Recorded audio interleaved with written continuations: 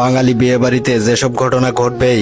Number 1, বরযাত্রা শুরু হবে। এ সময় দেখা যাবে গুরুত্বপূর্ণ কেউ একজন অনুপস্থিত। খুঁজতে গেলে জানা যাবে তিনি শেভ করতে সেলুনে নয়তো জুতা পালিশ করতে বাজারে গেছেন। নাম্বার 2, যথাযথভাবে আমন্ত্রণ করা হয়নি, এই অভিযোগে কিছু আত্মীয় স্বজন অনুষ্ঠান বর্জন করবে। নাম্বার 3, বর বা কনের চাচা এবং মামা পক্ষের মধ্যে একটা রেষারেষি থাকবেই। বিয়েতে কোন পক্ষের কর্তৃত্ব বেশি হবে সেটা নিয়ে অঘোষিত প্রতিযোগিতা চলবে। নাম্বার 4, গুরুত্বপূর্ণ সময়ে বর বা কনের দুলাভাই টাইপের কেউ অভিমান করবে।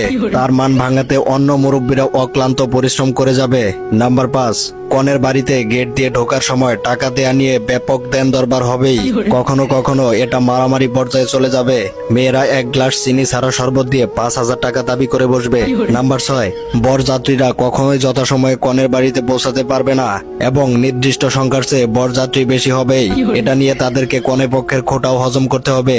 নাম্বার 7, পাত্রপক্ষের দেয়া শাড়ি কিংবা গহনার মান নিয়ে দুই পক্ষের তর্ক বিতর্ক হবে।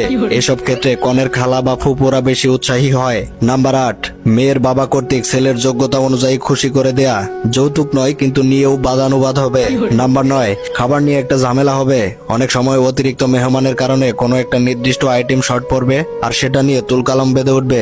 অনেকেই খাসির মাংস খায় না অজুহাত দেখিয়ে মুরগির রোস্ট ডবল নেওয়ার চেষ্টা করবে, পরে আবার খাসির মাংসের আইটেমটাও নেবে। নাম্বার 10, কোন তরুণীকে বিরক্ত করাকে কেন্দ্র করে দুপক্ষের মধ্যে শোরগোল এবং উত্তপ্ত বাক্য বিনিময় হবে।